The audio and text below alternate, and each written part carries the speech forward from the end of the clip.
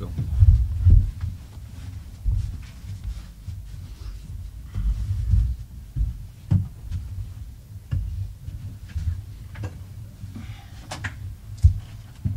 Thank you, Phil, for that kind introduction, and I must say it's a real honor and privilege to be here with so many very distinguished other presenters, panelists and otherwise.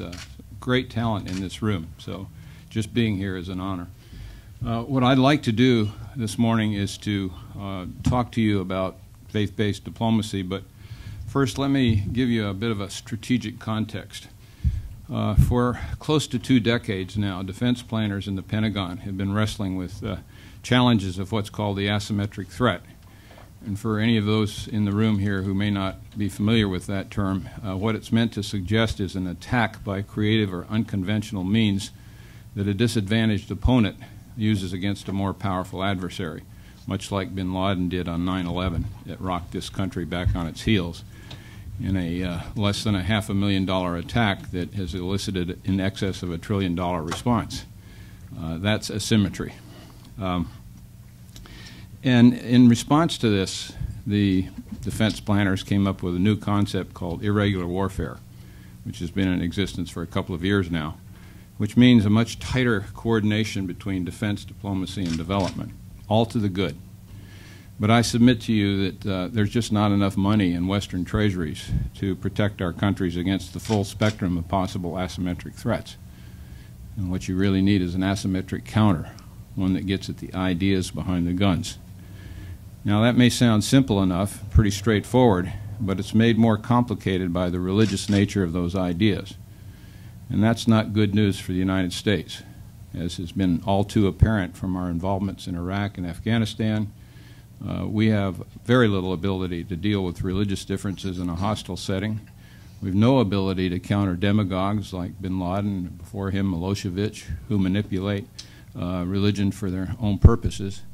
And I find it supremely ironic that here we are, one of the most religious nations on the face of the earth, and we're so at sea in a quandary as to how to deal with the religious imperatives that permeate today's geopolitical landscape. There's a number of reasons behind that, and I would highlight 3 of those for you. First is that we've unfortunately let our separation of church and state serve as an excuse for not doing our homework to understand how religion informs the worldviews and political aspirations of others who do not similarly separate the two. Secondly is our long-held commitment to the rational actor model of decision-making.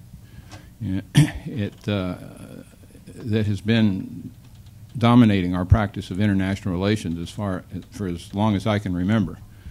And that's a model, of course, that excludes seemingly irrational factors like religion. So, in other words, we simply don't know how to deal with it. None of our policymakers, it's not in their calculus. Finally, again, back to separation of church and state, we've so relegated religion to the realm of the personal in our daily activities that whenever government or industry hears the word, they head for the hills for fear that they're going to be accused of favoring one faith tradition over another. And unfortunately, they transplant this same reluctance to address religion on an extraterritorial basis, and you find that many of our political leaders, our military leaders, are very intimidated by the political ambiguities surrounding separation of church and state, to the point where they just decide not to address the religious dimension of that threat, which means we're out there fighting with one hand tied behind our back. Now, a notable exception to this generalization is General David Petraeus. He has understood fully that if you have a national security dimension and a secular purpose, there is all kinds of room to run. And when you watch him as he puts his briefing charts before the Congress, you'll see very pronounced up there as engage religious leaders. So he makes no bones about it. But unfortunately, he is very much the exception, and this is something that we clearly need to address. When you superimpose on top of all I've been saying this looming specter of the potential marriage of religious extremism with weapons of mass destruction, it only underlines more significantly the urgent need to bridge this gap. Well, one approach that has shown unusual promise toward indeed bridging this gap is this new form of engagement called faith-based diplomacy. Now, you might ask, what is it? Well, at the macro level, it just simply means incorporating religious considerations into the practice of international politics. At the micro level, it means actually making religion part of the solution in some of these intractable identity-based conflicts. Not an easy thing to do, but it is doable. Since our center's inception, International Center for Religion and Diplomacy, in August of '99, we have been practicing this form of engagement in different parts of the world. We started in the north of Sudan, then Kashmir, Pakistan, Afghanistan, Iran, the Middle East, and the United States, the American Muslim community. What I'd like to do today is just highlight what I consider our flagship project to illustrate what all these words mean. And this has to do with our work in Pakistan, where we've been on the ground for 7 years now reforming the madrasas. Now, few in the West are mindful of the illustrious history of these religious schools. Back in the Middle Ages through the 16th century, they were without peer as institutions of higher learning in the world at the time. It was only exposure to them by the Europeans that led to our own creation of our own university system. And you would be surprised at how many of the traditions and practices of academe trace their roots back to the madrasas. You know, the mortar boards and tassels you wear at graduation, funding a chair in a given discipline, all go back to the madrasas. And so when you see in the media, you know, the pundits saying, oh, you're seed beds of terrorism, we need to just marginalize them or eliminate them altogether, they really don't have a clue as to how deep-seated these schools are. And they certainly are not going to go out of business anytime soon. Well, what happened then is there they were at the peak, and then under the impact of British colonialism, they were fearful of losing their Muslim identity. So they purged themselves of all subjects that they considered to be either secular or Western in orientation, to the point where the vast majority of them today are about rote memorization of the Quran and the study of Islamic principles. Our goals there have been twofold. First is to increase the curriculums to include the physical and social sciences, but with a very strong emphasis on religious tolerance and human rights, particularly women's rights. We don't pretend to touch the religious core of what they're doing. That's hypersensitive enough doing what we are doing. But our assumption is that if we can do a good job on these two fronts, the human rights and religious tolerance, that can smooth a lot of the rough edges. And all of the attitudinal surveys to date and the independent evaluation of our work, third-party evaluation, have come to the same conclusion, that this is a very fair assumption because it works. Second, and probably more important goal, is to transform the pedagogy to create critical thinking skills amongst the students. You know, in these tradition-bound tribal societies, there's precious little room for creative thinking. And when we first started out, if a youngster so much as raised his hand in class, he would be punished for disrespect. So, and why this is important is you'll have these youngsters, I've met them as young as the age of 12, who have memorized the Quran from cover to cover. And they have no clue as to what it means. They're forced to memorize it in the original Arabic. Their language is Urdu. They don't get enough Arabic until way later in the game to be able to understand something as sophisticated as the Quran. So along comes the local militant to recruit these youngsters to his cause, and misappropriates a little scripture, as all religions are guilty of doing from time to time. And these kids have absolutely no ability to challenge or to question, you know, and it is not unusual to see a madrasa closed down for a couple of weeks to send everybody off to fight Americans in Afghanistan, you know. And as far as the students go, about 88% of them come from poor families that, absent the madrasas, they would not have things like room, board, and any kind of education. So they feel they owe their lives to the madrasas, and in many respects they do. Well, so far we've, at this point, we've engaged with 2,600 madrasa leaders from about 1,500 different madrasas. And this stands in marked contrast to the failed attempts of others to rein these schools in, particularly the government of Pakistan, which has always used an authoritarian, top-down kind of approach. And the reasons for our success are four in number. First is ownership. We do this in such a way that the madrasa leaders feel it's their reform effort, not something imposed from the outside. And incidentally, when we're over there, we don't use the word reform. We use the word enhance for all the obvious reasons, and that's a genuine usage. Excuse me, need some more. The second reason is for the success is we inspire them with their own heritage, not only the heritage of their schools, but going back in time, 1,000 years ago, when many of the pioneering breakthroughs in the arts and sciences, including religious tolerance, took place under Islam at a time when Christianity was woefully intolerant. The more they hear this, the more they internalize it, the taller they walk, and the more they start thinking, hey, maybe we can do better. Thirdly, and probably most important of all, is we ground all suggested change in Islamic principles so that they can feel that they're becoming better Muslims in the process, and in fact they are. Finally, and this one we don't talk about much, just on rare occasions, but we operate from a posture of total humility, driven by our awareness of the fact that it was the United States played a very major role in planting the seeds of jihad in the madrasas in the first place, in order to grow holy warriors to evict the godless Soviets out of Afghanistan. So once that was accomplished, just as is portrayed in the movie and the book, Charlie Wilson's War, we left.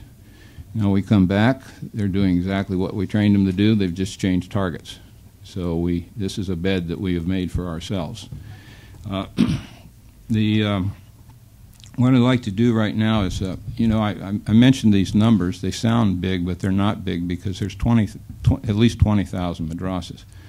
However, because the ones that we've been working with have been in the most radical sections of the country, in Baluchistan, Northwest Frontier, etc., Punjab, we feel we have sufficient momentum to take this to scale on a countrywide basis, and we're setting about doing that, and I'll come back to that in a few minutes.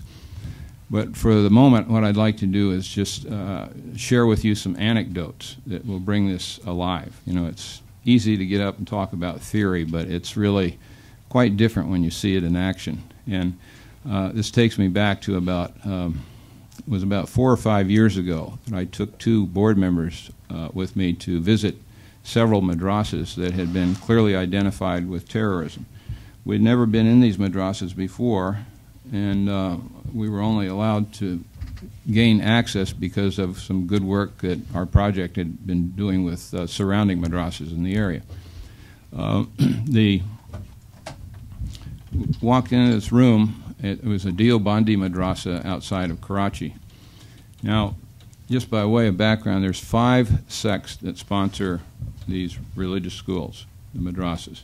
The 2 hardest line are the Wahhabi, or Ali Hadith as they're called over there, and the Deobandi.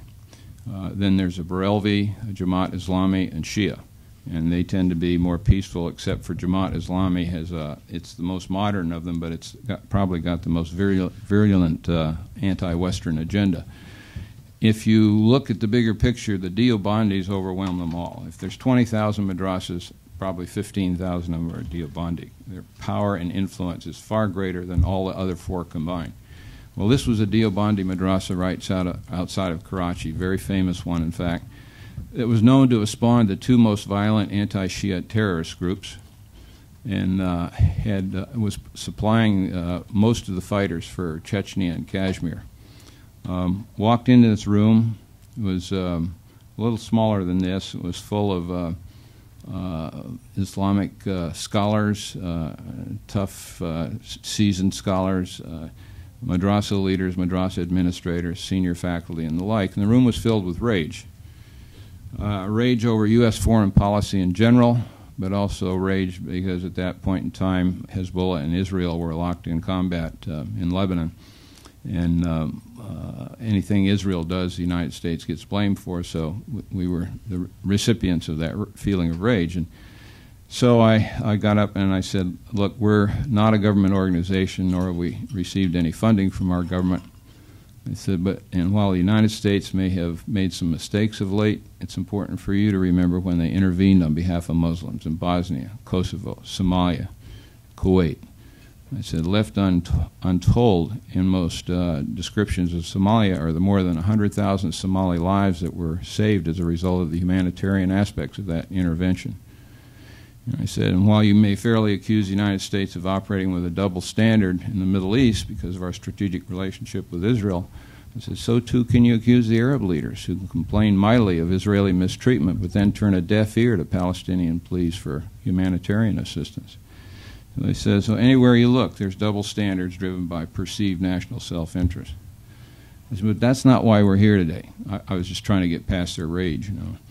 I said, we're here today to discuss religious values that we share in common and to see what might come out of acknowledging that.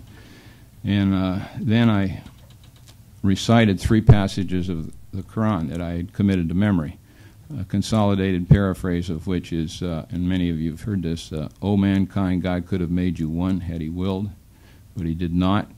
Instead, he made you into separate nations and tribes that you may know one another, cooperate with one another, and compete with one another in good works. I said, I and my 2 colleagues are here to open the competition in good works. I said, the 3 of us happen to be followers of Jesus. I said, we know you can't be a good Muslim unless you believe some pretty wonderful things about Jesus. I said, so let's ask ourselves, if he was here in our midst, how would he want us to interact with one another?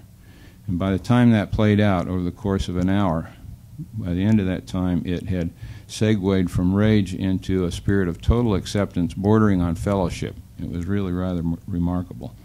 And we did the same thing when the next madrasa was one outside of Lahore. It had been identified with the London bombers.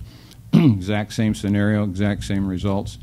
And one interesting aspect of that is that the leader of that madrasa, who is a very large, widely revered and somewhat feared individual, he's encountered our project director on several occasions, and every time that he's encountered him, he's brought up the question about Jesus. And he said, it has caused me on a daily basis to ask myself, what would the prophet have me do?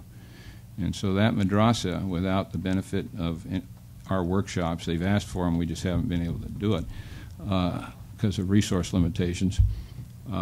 They're sponsoring seminars on peacemaking and conflict resolution, all on their own.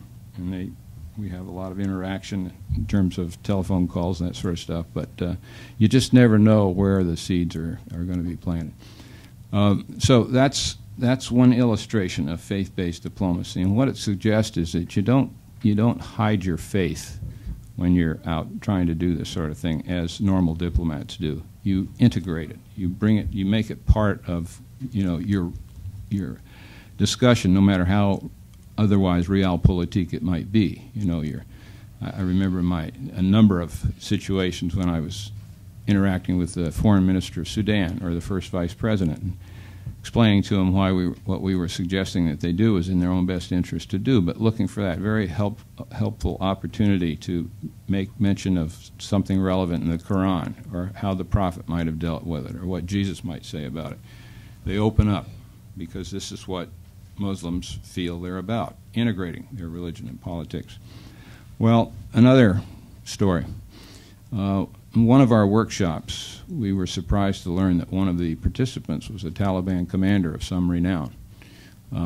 We have 2 indigenous partners in Pakistan. One is a Wahhabi, or Ali Hadith, and the other is the Deobandi. So those are the 2 hardest line ones. They're the ones that get us into these very radical areas. They're the ones that recruit our participants. So though renowned, this Taliban commander was despondent. He had lost 2 sons in the fighting. And he said, we don't know. We simply don't know what America wants. You come after us with guns, we have no recourse but to respond in kind.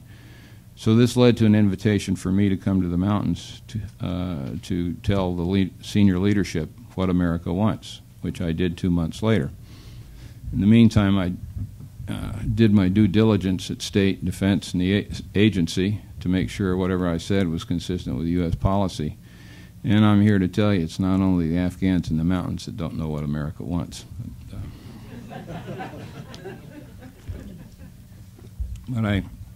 So 2 months later, I find myself in the mountains in a compound in the Malakand Agency, which is right across the border from Afghanistan, the province of Nuristan. And in this, the gentleman who owned this compound was alleged to have given sanctuary to bin Laden right after 9/11, and it's fairly close to the Swat Valley. So we're up there in the heart of darkness, as it were. So in a room considerably smaller than this, but with 57 Taliban commanders, several tribal and religious leaders, and I sort of started out the same way as before about disavowing being the government or influenced by our government. And I said, you know, frankly, if our government had its wishes, this meeting would never take place. And what I was trying to do is temper any expectations they might have about the influence that we had over the U.S. government. So I said, why we're here today is to see if we can build on religious values that we share in common to create a confidence-building measure that can point toward peace. But I said, in order to do that, you need to understand the Western perspective on this whole situation.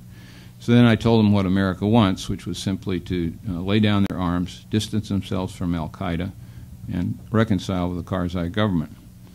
Then we segued into about 2.5 hours of conversation. It was very clear from the looks on some of these guys' faces that some were much less pleased to be there than others. And a lot of venting took place, as you might imagine, but there are about 5 profound questions that sort of emerged over time. The first one was, what do the American people want? Well, at that, I sort of had a mild sigh of relief, because it meant they were still cutting us some slack, even though we had re-elected the administration that was causing their problems. And I said, well, what the American people want is peace in the region with democratically stable governments in Iraq and Afghanistan. And they wanted to know why we were attacking Islam, and I shared with them our past interventions on behalf of Muslims, assured that that was not taking place. And they wanted to know why we're attacking Afghanistan. And I said, well, to use terms that you hold dear, hospitality, loyalty, and revenge, I said, before we recognized certain members of al-Qaeda as a threat, we welcomed them into our country, we gave them hospitality, and then without warning on 9/11 they struck. We wanted revenge, so we asked the Taliban government to turn over al-Qaeda leadership, to bring it to justice. They refused, so we attacked. I said, but we did so with a heavy heart, because most Americans have great admiration and respect for the Afghan people, stemming from our common struggle against the former Soviet Union. I said, furthermore, it's important for you to recognize that some of your tribal leaders are now banding together against al-Qaeda because they have violated your hospitality. Then they wanted to know why we were attacking Iraq, and I allowed how there was some debate about that. But as far as I was concerned, it too was a matter of revenge. Saddam Hussein had attempted to assassinate an American president. And the final question was why we support Israel. And I really didn't answer that. I said we have a strategic relationship with Israel. It's not going to change anytime soon. But what is changing is our understanding of compassion for and support of the Palestinian people. And I said over time that's going to make a difference. So we then broke, went to prayer, came back in a smaller group, and came up with a confidence-building measure that called for establishing a secure zone in the western third of the province of Nuristan, where there wasn't much activity going on anyway, and then to try to facilitate private development in there. Because in this group of 57 Taliban commanders, I had 3 impressions. One is they really care about their people, and they were very mortified that billions of dollars were flowing into the country and none of it was making its way to the village level at that time, raked off by the warlords, the government, what have you. Second was they have a visceral hatred for the warlords. who they think sometimes co-opts the U.S. military, which is probably true. And then finally, they have total disdain for Karzai because he failed to deliver on his promise to control the warlords. So the idea here was to, if we could get this private development in that would bypass government circles and warlords and all the rest of it, then something could happen in the villages. That ultimately failed because I couldn't get the sufficient traction back in the States to make it a reality.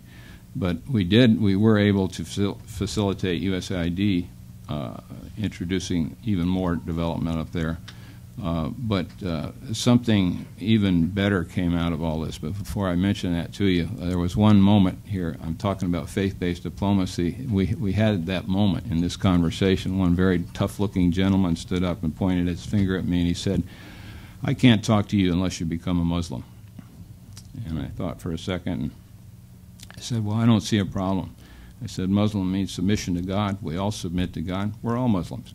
Everybody laughed and we went on with our business. Well, I only later learned that our project director and indigenous partner, who had spent the better part of a month rounding these folks up from the reaches of Afghanistan, they got very uptight because that scenario is often you convert or you die. And of course, I was totally oblivious to that, and I thought to myself, boy, the Lord really does look out for fools and incompetents, you know. But what happened is a result of that meeting, we were able to respond 3 months later when the Korean ambassador called me and asked if there was anything our center could do to help secure the release of the 21 Korean missionaries that were being held hostage by the Taliban. And we don't have time to go into it. It's a fascinating story, but the bottom line is we were able to play an instrumental role in securing their release, a very hands-on role, using religious factors, open Qurans. I mean, it was just it was amazing to see how it could work. One final anecdote, and we'll wrap up. About less than a year ago, we were having a workshop for 16 madrasas surrounding the Swat Valley. And toward the end of the workshop, one gentleman stood up. It turned out he was a commander in Lashkar-e-Taiba, the terrorist group that brought you Mumbai and that, in fact, has us targeted as well. But he stood up and he said, "You know, I came here today for one reason and one reason only, and that is to discredit everything it is you have to say." He says, "But instead I find myself standing here full of rage. Rage because for 26 years I have been studying and teaching the Quran the way it was taught to me."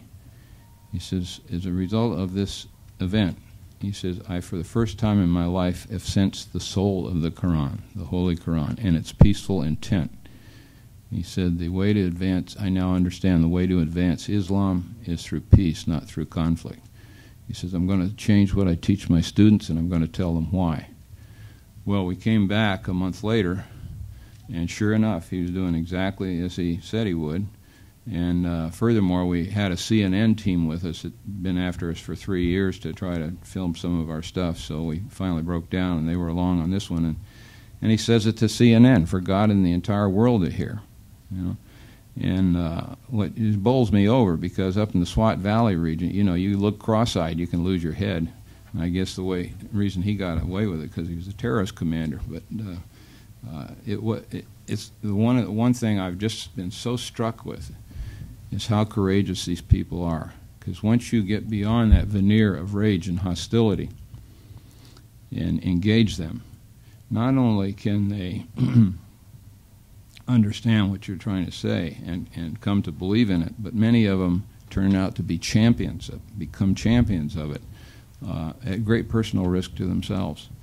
And the degree of indifference that they show to that risk has said a lot to me. It's been humbling to be able to work with these folks. But this is that faith-based dimension that really gets you entree where nothing else would do it.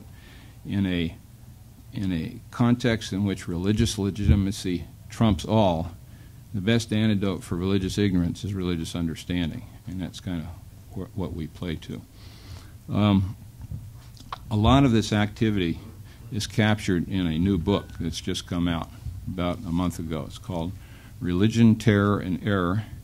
And the subtitle is U.S. Foreign Policy and the Challenge of Spiritual Engagement. In many respects, this is a how-to book. It's how to incorporate religious considerations into the practice of U.S. foreign policy. When our first book, Religion, the Missing Dimension of Statecraft, came out in 1994, it called for this, and so have a sea of other books. This one really says how you can do it. You know, 4 different structures the State Department could use to achieve this, the creation of new positions, all sorts of things. It also is a how-to book on how to get past the restrictions of the rational actor model of decision-making, moving to a process that also accommodates non-state actors and non-rational factors like religion. And then finally, it's a how-to book on moving to a new leadership paradigm that will serve the United States much better in the multipolar world that awaits us. So if you are interested in the book, the most cost-effective way to get one is just hitting our website, which is www.icrd.org. Now let me conclude by just noting that just as setting a counterfire is often the most effective antidote to a blaze that's raging out of control, I submit to you that religious reconciliation offers that same potential to the religious extremism as the best antidote. In the whole business of trying to make religion part of the solution in some of these conflicts is not without its challenges. It's physically, emotionally, psychologically draining, and it has risks. We all know the parade of spiritually motivated peacemakers who have paid the ultimate price, you know, from Gandhi to King to Sadat, Rabin, the list goes on. But I submit to you that despite the risks and whatever discomfort one might feel in navigating the relatively uncharted waters of spiritual engagement, the stakes are simply too high not to give it our best shot. And only time will tell if we're up to the task. Thank you very much.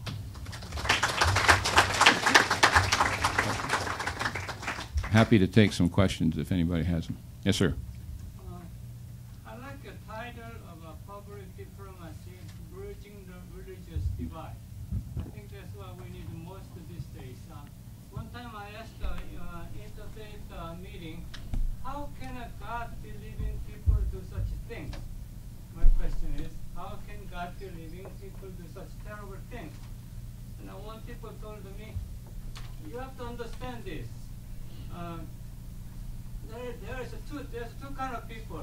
There's one truly God-believing people, and second one is a so-called God-believing people. So I'm glad you went to the Afghanistan and talked to Taliban directly. Maybe you're the only one of the very few. Do you think all the political leaders, religious leaders take such a step to make a peace? Is it possible for them to do that? Well, knowing what little I know about human nature, that's a pretty tall order.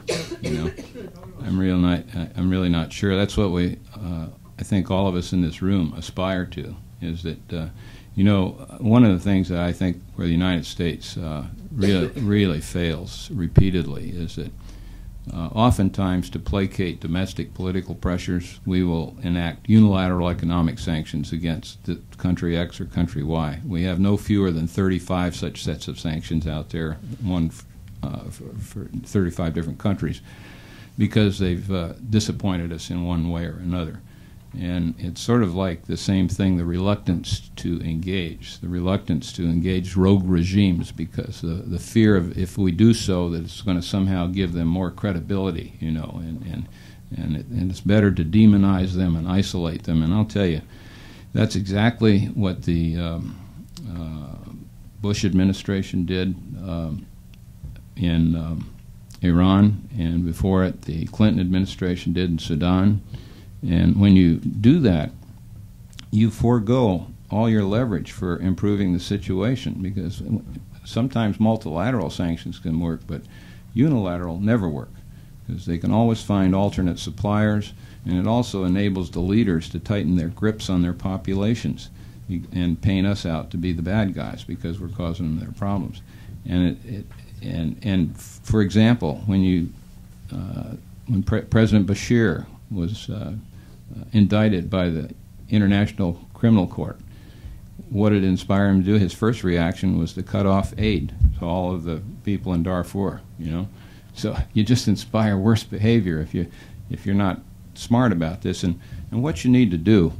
This is a very important point. I think everybody needs to really understand this. You know, I've used the word tolerance here, and tolerance means certain things, but fundamentally, tolerance means I'm willing to put up with you.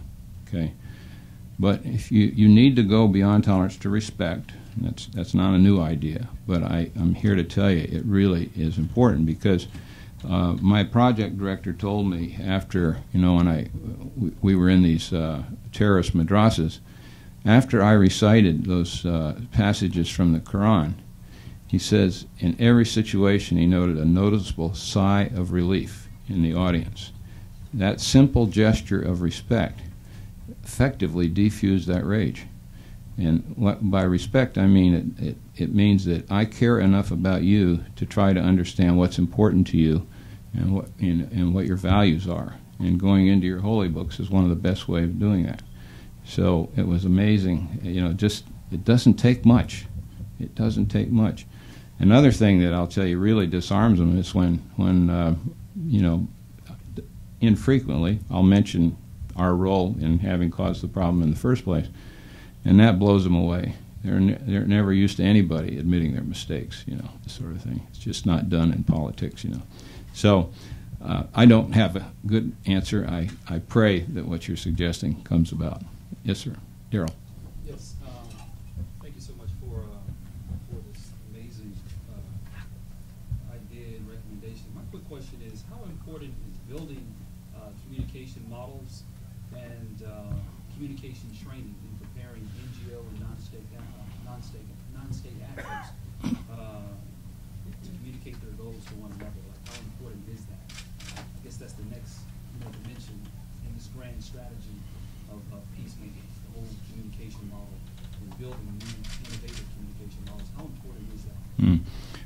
I don't think many of you heard that in the back, but the question was how important is it to sort of develop communication models where you can share with other NGOs and non-state actors the best practices and you know, the things that work. Did I get it right? Yes. Okay. Well, I think it's important. I think one of the things that a place where there's enormous potential to do better is the fact that most NGOs tend to work in isolation from one another. There's not a whole lot of synergy out there, and that's driven by the fact that they need to please their boards and their funders, and there's a tendency, therefore, to want to take all the credit when something's being done rather than just part of the credit. And I have, on a number of occasions in the past, at least several occasions, have suggested very strongly to USAID that they issue their requests for proposals with a dimension in there that relates to conflict resolution, because just about every one of the settings there's some kind of conflict going somewhere, and that those proposals that involve teams of NGOs partnering together on that particular item, that those be given favorable consideration. But they almost tried that once, and quickly, those major NGOs that don't have a conflict resolution came down very hard on that, and it went away. So we're out there kind of working in a vacuum. We always have partners in ours, but ours are always indigenous partners for the most part.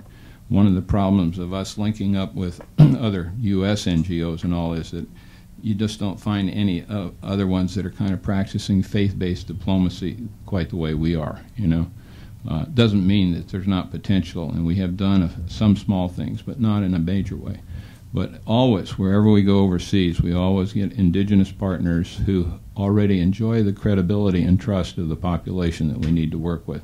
Because if you had to go in and establish that from ground zero, I might say too, just so that you are dealing with a full deck here, I'd say at least 80% of the reason for our success in Pakistan, the credit goes to our project director, who is a Pakistani American. His name is Azhar Hussain. We call him Ozzy. As a child, he grew up in Karachi, attended a madrasa himself. When I met him, of all places, he was a trainer at AARP. But he's the best trainer I've ever seen, ever. And he also is one of the most likable people walking the face of the earth. So that combination has just been like a hot knife cutting through butter. He's very wise in dealing with the mindsets too. So, but he's a real hero because he bears the double burden of being an American. He's also Shia, and where we go, they do unmentionable things to Shia. But he's so engaging and befriends people so quickly that by the time they figure out he's Shia, well, they lost their urge to do anything harmful to him. In fact, he gets lots of calls when there may be people lying in wait to do something. And so a lot of friends all over the place. But he's really been he's the edge. He's the point of the spear. I go over for cosmetic things and I raise all the funds and you know, sometimes there's really a deeply substantive agenda, like with the Taliban commanders. But for the most part, this is the guy who's really doing it. So, yes, sir. Thank you for your presentation, and even more, thank you for your dedication to this whole project. I was struck by the very reasoned way in which you spoke to the Taliban leaders. First, disassociate yourself from the government. Then you talk about even some failures that the government has made. You quote with respect their scriptures, and then you engage them on some common ground of faith. It's a very rational approach, I think. You talked about the limitation of the rational actor model, but then the one concern I had was you referred to religion as non-rational. I always put quotes around that because okay, this is to suggest that the realpolitik crowd considers it to be irrational because it doesn't fit into their, you know, the maximizing power concept. Good. You know, I don't want to concede that much ground. Yeah, no. Okay. Well said. Phil, did you have? Oh, okay. Yes, ma'am. My question is very basic. When these young men are trained in the madrasas, are they learning to read or are they just memorizing? I mean, by having someone, you know, speak it and then they memorize it.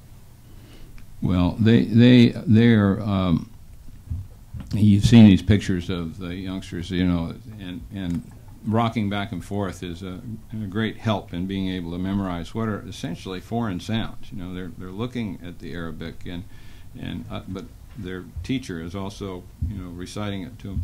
But there is some reading and writing that takes place in the madrasas. And some madrasas, by the way, you know, this is more the exception than the rule, but some madrasas are quite enlightened and have a full panoply of projects. One thing I meant to tell you, I think I suggested I was going to come back to it, but in terms of how we're taking this to scale, one initiative we undertook was to engage, at this point, some 5 different Pakistani universities in training madrasa faculty, leading towards certification. And this is important for 2 reasons. One is quality control, because there are no standards of accountability. You want to open a madrasa, you open a madrasa.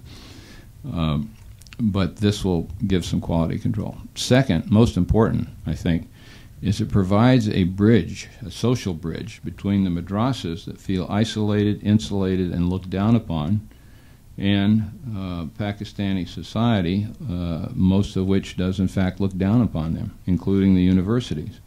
So when these male and female madrasa leaders walk through the university gates, the psychological implications are enormous in terms of their feelings of acceptance, you know.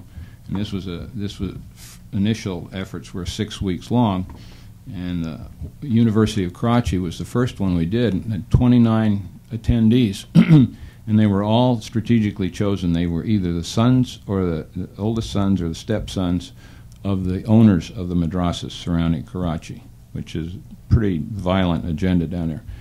And so soon they will be calling the shots themselves. But more importantly, they all brought their fathers to the graduation, the ceremony.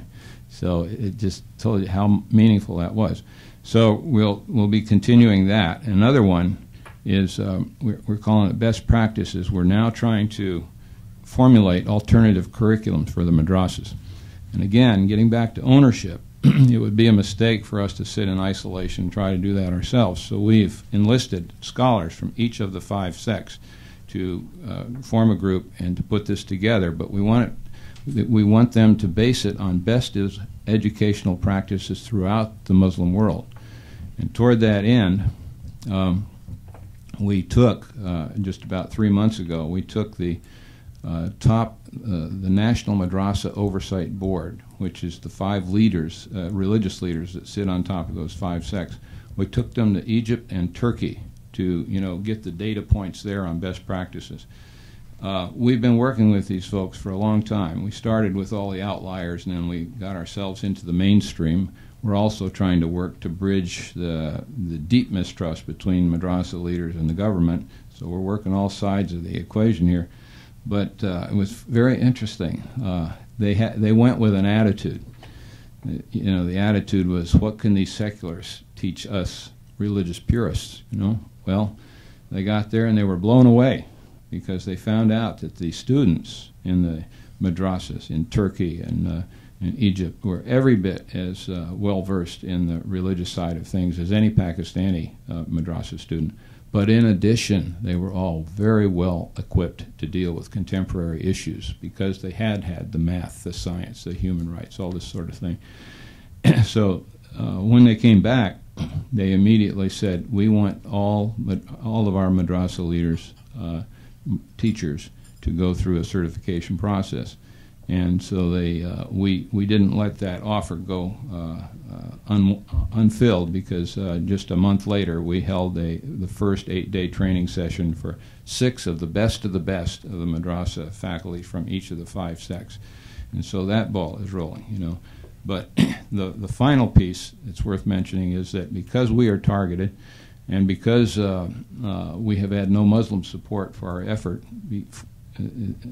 the Muslims love what we're doing, but they're fearful of having their assets frozen by the U.S. government if they're seen to be involved in any way with the radical madrasas, even if it's to make them less radical.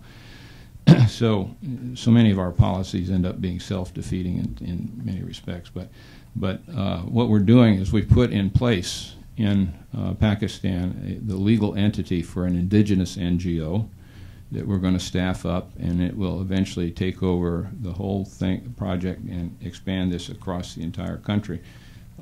One very good element in that is we've been able to enlist somebody to serve as the chairman, who is very, very highly regarded in Pakistan, has a lot of credence with all the right people, and a degree of deterrence against these terrorist groups. So we're very hopeful there.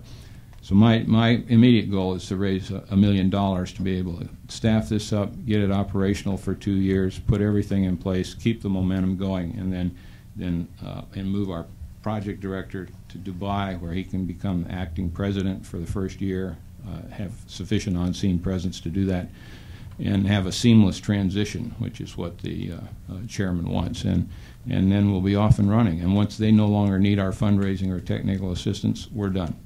And they take it, and we go off to some other mountain. Yeah. Well, thank you, Doug, very much.